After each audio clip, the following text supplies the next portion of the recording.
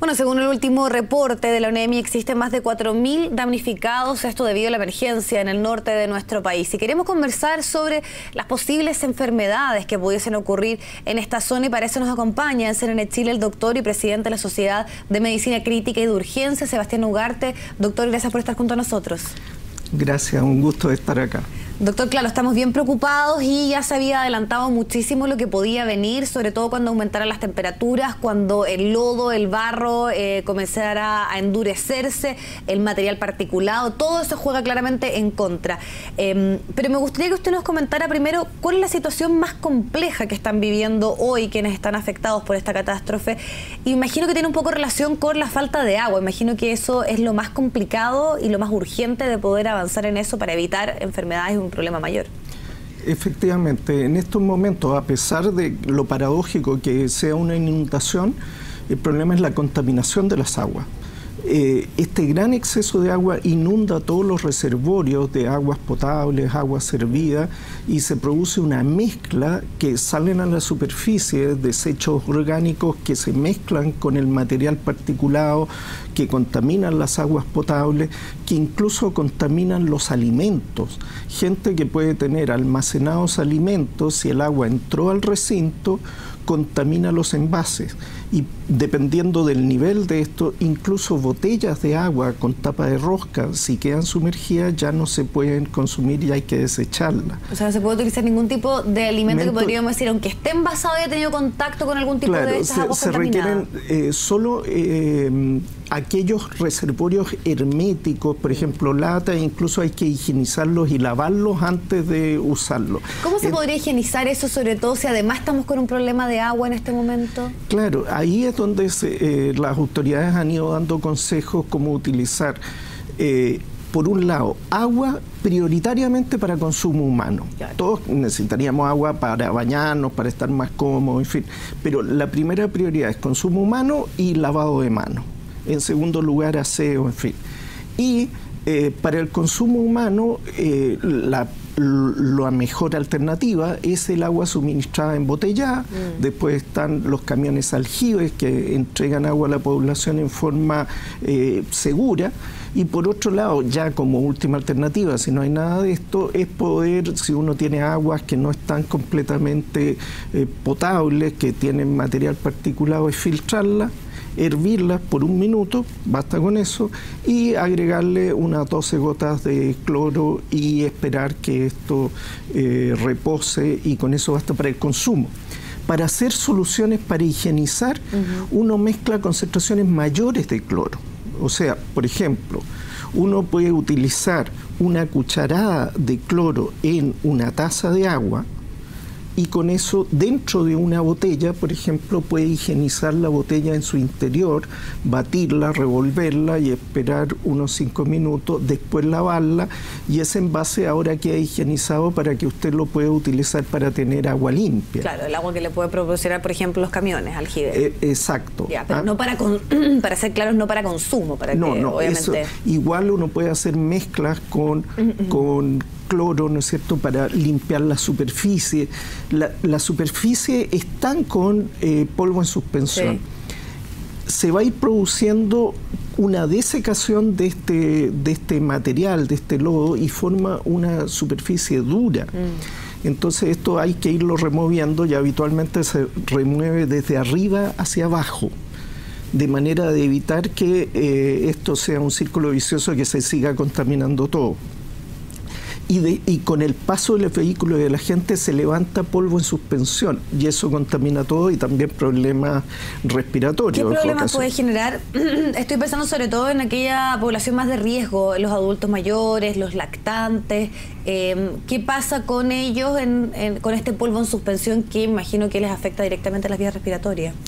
Efectivamente, hay situaciones de problemas respiratorios provocados por el mismo polvo. Segundo, viene desarrollo de moho por La humedad, el calor, ¿no es cierto?, favorecen el crecimiento de hongo, y esto en personas que son más sensibles o que tienen hipersensibilidad puede desencadenar cuadros obstructivos o cuadros sintomáticos respiratorios. Todo esto está descrito y son los problemas que se presentan después de las inundaciones. Pero eso es solo parte del problema. El otro gran problema es el de las infecciones de origen digestivo. Claro. Al alimentarse es muy importante, cada vez que se manipulan alimentos, lavarse bien las manos, tener todas las superficies limpias, y ahí la falta de agua pasa a ser y el uso vital. de estos conocidos como alcohol gel, que puede ser que se les entregue a las personas, obviamente gente que lo perdió todo no tiene esta posibilidad de eso, pero ¿es una buena solución que se les lleve, por ejemplo, esta alternativa que no necesita agua, por ejemplo? Sin duda es una ayuda, pero un detalle: el alcohol gel es bueno una vez que la mano está sin residuos. O sea, uno siempre va a necesitar un lavado con agua y jabón cuando hay barro encima, cuando hay depósitos de material sobre la mano. Una vez que está limpio, ahí el alcohol puede ser una manera de reducir francamente las posibilidades de infecciones. Doctor, otra cosa que también es una noticia muy preocupante tiene que ver con zonas completamente aisladas. Gente que en este momento tal vez hasta está sin agua, obviamente no tiene ningún tipo de comunicación. ¿Qué pasa ahí con estas personas? Recordemos que hay un número de aproximadamente 19 desaparecidos, mucha gente que está en la precordillera. ¿Cuánto un ser humano puede soportar bajo este tipo de condiciones sin elementos tan básicos como, por ejemplo, el agua potable? Bueno, el punto crítico ahí pasa a ser el abastecimiento de agua. La verdad es que pueden ser semanas en que una persona tolere sin alimentación, pero sin agua son días.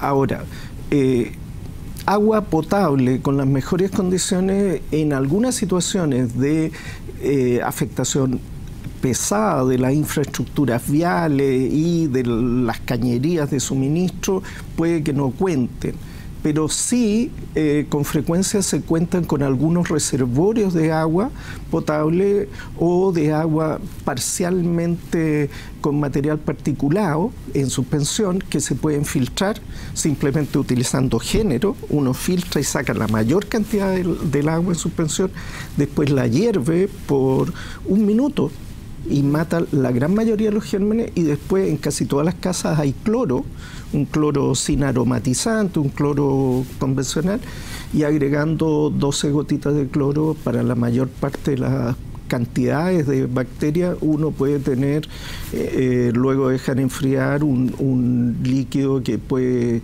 mantener a la persona hidratada y en buenas condiciones. O sea, alternativas para enfrentar la emergencia, incluso de situaciones muy difíciles, hay. Ahora, ¿usted también hace algún tipo de recomendación? Porque usted decía que es clave, o más bien es preocupante la situación con las enfermedades digestivas. ¿Hay ciertos alimentos que es mejor consumir dada la situación que se está dando de emergencia en el norte versus otros, por ejemplo? Las recomendaciones en estos momentos, todo cocido. Si bien es muy agradable comer ensalada fresca, sí, claro, en fin, no es el momento. O sea, en estos momentos de situación de una precariedad sanitaria, ¿no es cierto? La recomendación que han dado las autoridades, y que es completamente racional, es todo cocido, lavarse las manos antes de preparar, lavarse antes de comer, ¿no es cierto? Higienizar toda la superficie. Es imposible separar lo que es tierra de lo que es material fecal, porque se mezcló todo. Y te agrego un tercer elemento.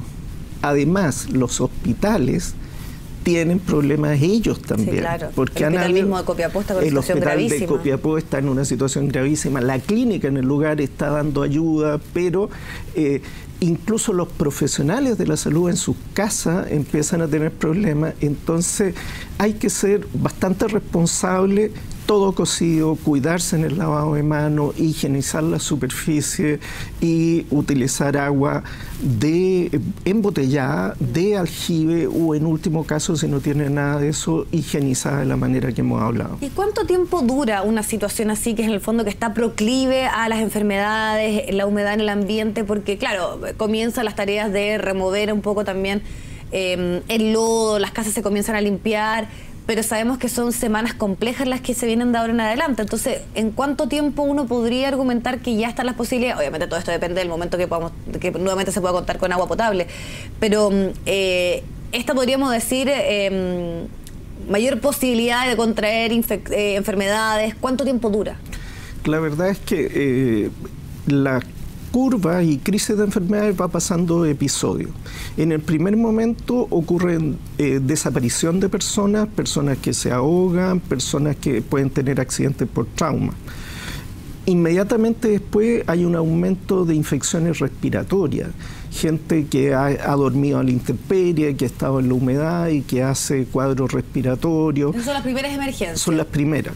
Después viene el problema de sanitización del ambiente y empiezan las infecciones digestivas. Dentro de eso incluso puede aparecer hepatitis o enfermedades que uno no siempre relaciona con una comida, pero que efectivamente lo es. ¿Eso es lo que se está viviendo ahora, podríamos decir? Es lo que va a venir ahora, es lo que va a venir ahora y para lo que las autoridades están tomando medidas. Y simultáneamente con eso, que empieza a aumentar, uno tiene que los diabéticos, las personas hipertensas, en fin, tienen sus mismas enfermedades de antes y hay que asegurarle el suministro de medicamentos, el acceso a su terapia, que puedan controlarse. O sea, no porque exista una emergencia desaparece los problemas de salud que la población tiene de antemano. Ahora, pasado esta etapa de infecciones abdominales, empieza a aparecer otra carga que muchas veces es subestimada, que es el estrés, ¿no es cierto? Y la afectación psicológica de las familias que tuvieron pérdidas de bienes materiales, los trabajadores sanitarios que tuvieron que ver situaciones complejas y después empiezan a aparecer licencias médicas de gente que no puede lidiar con eso. En fin, se viven por lo menos 3 curvas ante un solo episodio que uno tiene que tener diferentes equipos de respuesta para cada una de esas 3. Y más fuerte en la última etapa el trabajo de obras civiles, de reestructurar todo. Y en la primera parte es más sanitario. Exacto.